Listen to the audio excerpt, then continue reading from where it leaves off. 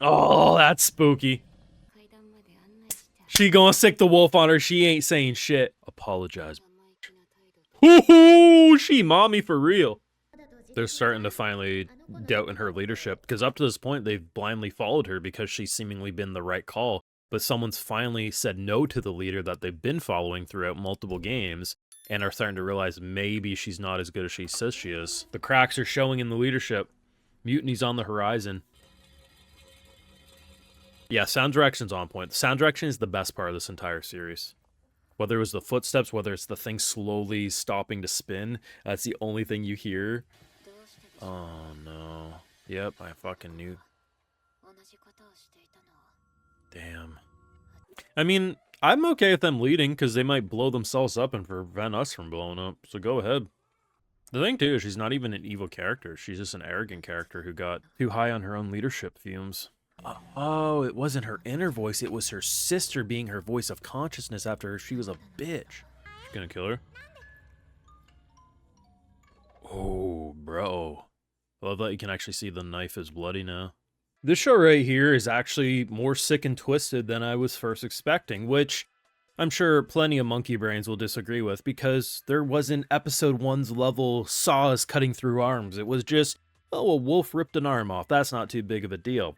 But the way they're actually getting under these characters' skins, the way they're exploiting their vulnerabilities, their insecurities, and watching an episode, his best aspect in production is its sound design and how you hear footsteps in the distance, a rattling of metal spinning until it stops, and then a wolf is looking straight at you.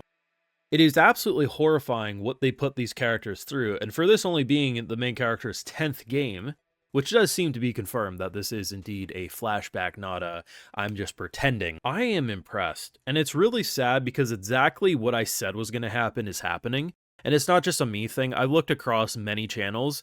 No one really got views last week in terms of episode 2. Like, it was fine, but not episode 1. And that's exactly what I said was going to happen.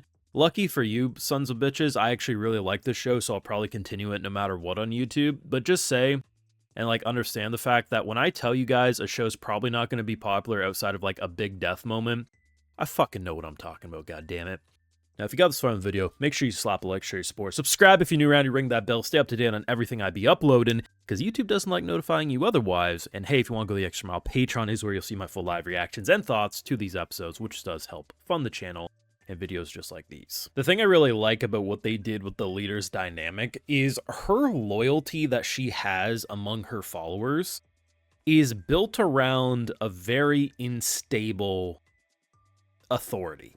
Because the only reason she's been leader up to this point is she's proven to the others that by following them, you know, they typically win games, they survive. So following her makes sense. Why do I need to be leader when every time she's leader, we win?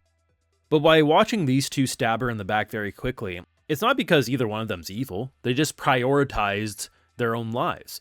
Because by seeing someone tell her no and walking away, and then very quickly after realizing, well, our batteries are running low, our supplies are running low, maybe you don't know everything you're actually saying. And because of that, you're realizing maybe we catch up to the other girl, because when a wolf is staring you down, why do we need to die for you? And it's really funny because the same thing that got the girl to blow up at the end of last episode is the same way she basically lost her arm. She tripped over the same thing she criticized. Like, karma's a bitch, isn't it? The same thing you criticized her for doing got you your arm ripped off. Now, she's not dead, but she might as well be. We basically got the say my name moment. So everyone else has actually escaped. Everyone went down to the bottom. I was not expecting that, and I am man enough to admit I was boldly confident on what they were going to do with this arc. We ended the first arc with her dropping the girl around her chest so that, you know, we needed to sacrifice someone to open the door. She was closest, so I did it. I thought for sure we were building into the same thing, where she was going to just simply, well, the girl who's wrapped around us, this is her backstory, it makes sense this could be the turning point. Instead, no, we might just be watching her death. The fact that this is the moment when she boldly has become leader. Instead of witnessing the moment when she was okay with killing people to win, this is the moment when she decided she's gonna be leader. I think that's what they're implying, because she walked back down there and said, listen, I know where the exit is, you don't. The wolf's gonna kill you. say my name, say I'm better than you, and I'll show you the way out. Do I think she's going to? No. But either way, that's savage. And it ties together with what I'm saying here, is that these characters were not loyal because they respected her. They were loyal because she seemed like she was useful. It kind of reminds me of in wars.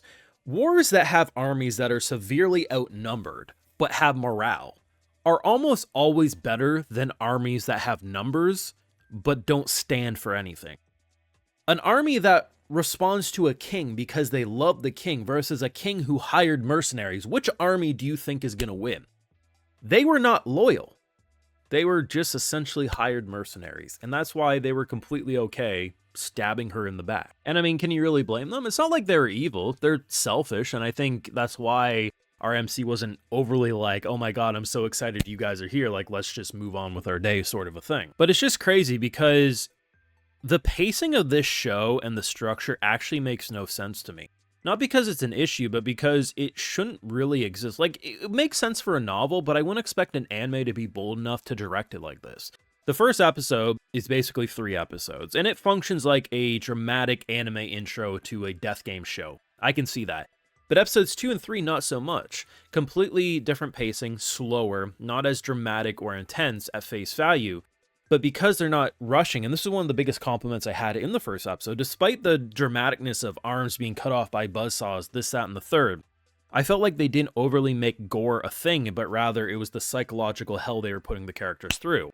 Even more so here. This girl talks about this Force game, and she pretends like she wasn't involved, but at the very beginning of the episode, she's involved. Like, she's thinking about it. I don't know what the fuck happened during this game, but apparently it changed people. Like, it was not normal, you know? She is a fascinating character.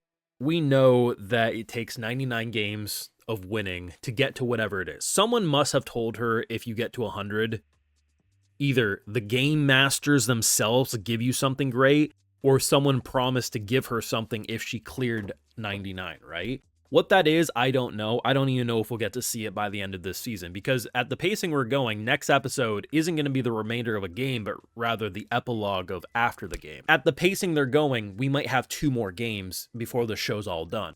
Are they going to start rapid firing? Are they going to start showing us multitude of like speedrunning games of, 17th, 24, 52, or are they going to just take it slow? I don't know anymore, but this show's great. It really is. I think the way it gets across gore without being bloody about it, I mean, we watched a girl stab her sister, whether that was a flashback, whether that was interpretation of what she would like to do. We see wolves rip off arms, but it never goes overly gory, but it still feels just as impactful. It's tasteful gore, which is quite artistic and quite brutal. I think this show is a lot darker than I think a lot of people will probably give credit with where it's at, because unfortunately, the way the anime community is if we're not seeing the girl's arm be ripped off, it's not graphic, it's not brutal, because people need things to be visually shocking, because we're in this TikTok rotted society anymore where attention spans are very short. So the concepts of reading between the lines, seeing how, like, especially if you're watching with headphones, the way the atmosphere of the music and the sound direction makes you unnerved as you're feeling like you're the one being hunted in an abandoned building by a wolf, you know? The show's actually a masterpiece. I'm not fucking surprised that already popularity is dying down for this, because exactly what I say was going to happen is already happening. Luckily for you sons of bitches, I really like this show, so we'll probably finish it on YouTube either way. But this show's awesome. Deserves far more hype than it's currently getting. There's bound to be like 1 or 2 episodes that are going to blow up just because they're like so crazy. But just know that it's been crazy before those episodes happen.